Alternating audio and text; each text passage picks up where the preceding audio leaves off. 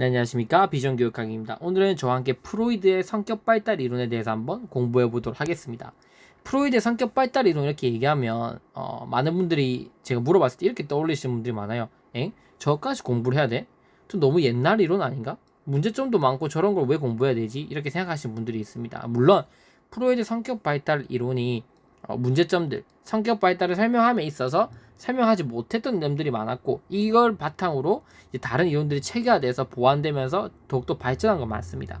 그런데 중요한 건 뭐냐면 프로이드 성격 발달 이론 중에서 우리 성격을 설명하는 데 있어서 가장 핵심적으로 변하지 않는 부분, 지금까지도 변하지 않고 저건 인정되는 부분들이 있다는 거예요. 그래서 그런 부분들 위주로 공부를 하시고, 또 다른 이론들이 발달되기 위한 시초를 마련했다는 점에서 또 중요한 부분이 있습니다. 그래서 그런 걸 바탕으로 모든 것들을 다 배우는 게 아니라 핵심 포인트들만 우리가 추출해서 배우면 된다는 거죠.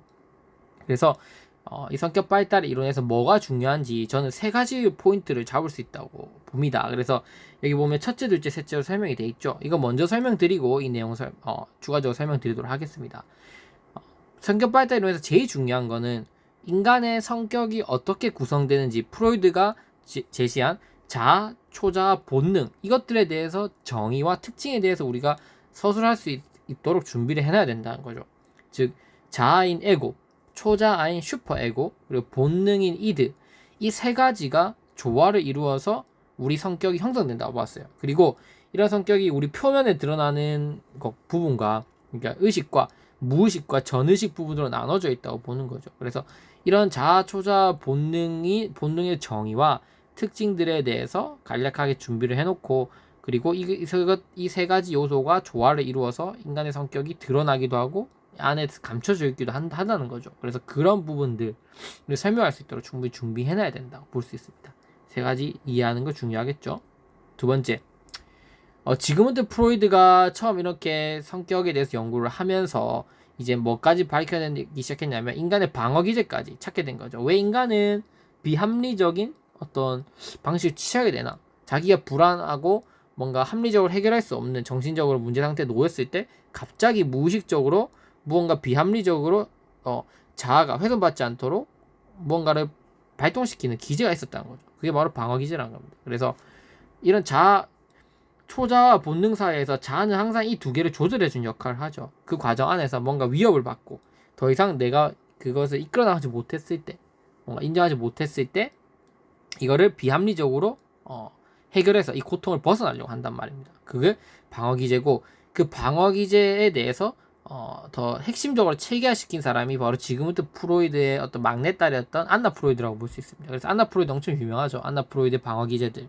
그래서 방어기제 종류는 뭐 수십 가지가 있습니다. 뭐 20가지, 뭐 30가지 정도가 있는데 대표적인 방어기제 10가지가 있어요. 안나 프로이드가 제시한 10대 방어기제가 있습니다. 그래서 그 부분도 아마 뭐 나올 확률은 적지만 이제 학생들이 보이는 이런 형태, 이게 무엇인지 한번 설명해봐라고 한다면 이제 방어기제에 대해서 정의와 방어기제 종류가 정확히 무엇인지 그게 10개 정도는 우리가 알고 넘어가야 되지 않을까 싶어서 제가 두 번째 포인트로 잡았습니다. 그리고 세 번째는 프로이드의 성격 발달 5개 단계에서 형성될 수 있는 습관을 이해하는 게 중요하겠죠. 우리는 지금 인간의 성격이 어떻게 형성되는지 배우고 있잖아요. 그래서 프로이드도 이러한 세 가지 어떤 구성 요소를 바탕으로 인간은 5가지 단계를 거친다고 보는 거예요. 뭐 구강기, 항문기 들어보셨을 거예요. 남근기, 잠재기, 성기기, 이런 게 5가지 단계를 발달하면서 각 단계별로 욕구가 제대로 충족되었냐 못 되었냐에 따라서 그게 성인의 어떤 성격의 형성에 영향을 준다는 거예요. 예를 들면 구강기 때 아이들은 이제 입으로 모든 에너지가 집중되죠. 리비도가 입으로 집중이 되는데 모든 에너지원을 요구하는 그 욕망이 리비도라고 볼 수 있는데 그 입에 있어요. 근데 이때 많이 빠는 행위가 이 빠는 행위가 충족이 못 되었을 때, 혹은 과잉 충족되었을 때 어떤 성격이 나타난다는 거예요.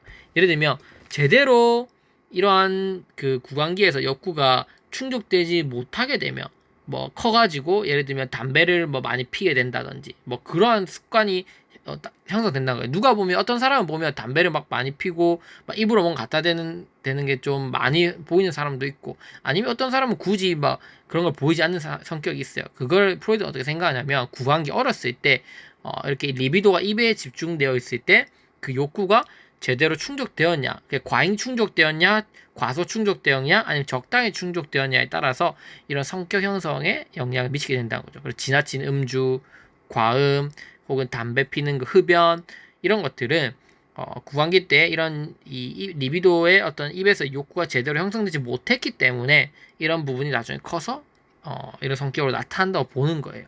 그래서 물론 이게 완벽하게 우리가 뭐 정확하게 맞다고 틀렸다고 볼 수는 없지만 이렇게 리비도가 어떤 단계에 집중되는지에 따라서 어떤 성격이 형성되고 어떤 성격이 우리가 덜 형성될 수 있는지 이런 부분들을 설명하고 있으니까 그 5단계에 대해서 한두 가지 정도는 우리가 보고 준비해 놓을 수 있어야 된다는 거죠. 그래서 제일 중요한 거는 이거예요. 자아, 초자, 본능에 대한 정의와 특징에 대해서 아는 거, 그리고 방어 기제 종류 10가지에 대해서 아는 게 제일 중요하고, 그리고 우리가 그래도 교육학을 공부하는 사람이니까 프로이드의 성격 발달 이론 5가지 단계에 대해서는 우리가 기본적으로 상식적으로 저는 알고 있어야 된다고 생각을 합니다. 그래서 그걸 끝으로 성격 발달 이론은 마무리를 한번 해보도록 하겠습니다.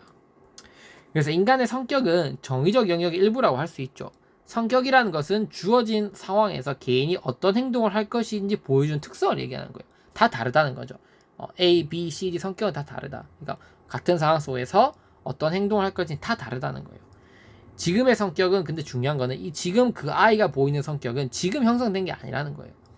과거의 발달 과정을 통해서 형성되었기 때문에 형성되면 그 성격은 또 그 상황에서 행동 방식을 규제한다는 점에서 매우 중요하죠. 그래서 그 아이가 어떠한 과정을 거쳐서 저 성격이 형성되었는지, 그리고 저런 성격을 가진 아이들은 그 과정 상황에서 어떤 행동을 할 것인지 그 부분을 파악하기 위해서는 교사가 이 성격에 대한 어떤 기본적인 상식을 가지고 있어야 된다는 겁니다. 그래서 저 아이는 왜 저렇게 뭐 집착을 하지? 저 부분 이렇게 하는 거는 어렸을 때 이런 부분들에 대해서 뭔가 만족 혹은 불만족 혹은 과잉만족 이런 것들이 되었구나라고 우리가 알고 있다면 좀 더 학습자에 대한 이해력이 훨씬 더 깊어질 수 있다는 겁니다. 이러한 성격이라는 것은 학습자가 지금 주어진 상황에 대해서 보이는 특성으로서 왜 그런 행동을 보이는지 파악할 때 가장 1차적으로 고려해야 될 것으로 우리가 간주를 합니다. 또한 현재 그 자체도 학습자가 성격 형성하는 데 영향을 미치는 것이기에 현재 상호작용은 매우 중요하다고 볼 수 있죠. 그래서 그런 아이가 왜 그런 행동을 보였는지 성격 형성에 대해서 우리가 어느 정도 기본 지식, 이론을 가지고 있다면 아이들 좀 더 잘 이해할 수 있고, 그리고 지금 이 아이가 하는 행동이 나중에 미래 성격을 형성해 나가는 데 영향을 미칠 거니까 아이들보다 좋은 성격, 뭐 좋다 나쁘다를 명확하게 우리가 구분할 수 없지만 그래도 조금은 아이가 그 긍정적인 성격 또 바람직한 성격을 갖도록 교사가 도와줘야 된다면 지금 아이가 하는 행동을 어떻게 지도를 잘 해줘야겠죠. 그래서 그런 방안들을 잘 이끌어 나가기 위해서 성격에 대한 이해, 그리고 우리가 준비, 이론적 지식에 대한 준비가 꼭 필요하다는 겁니다. 따라서 교사는 성격이 형성이 어떻게 되는지 앞으로 학생에 대해서 올바른 이해를 할 수 있고, 나아가 현재 올바른 성격을 형성할 수 있도록 바람직한 상호작용을 제공할 수 있어야 된다고 봅니다. 그래서 이걸 위해서 우리가 알아야 될 부분은 첫 번째, 두 번째, 세 번째다 이렇게 요약을 할 수 있습니다. 그래서 저와 함께 일단 에고, 이드, 슈퍼에고, 의식, 전의식, 무의식 이것과 원초화부터 이드부터 한번 세부적으로 살펴보는 시간 한번 갖도록 하겠습니다. 네, 감사합니다. 다음 강의 꼭 시청해주세요.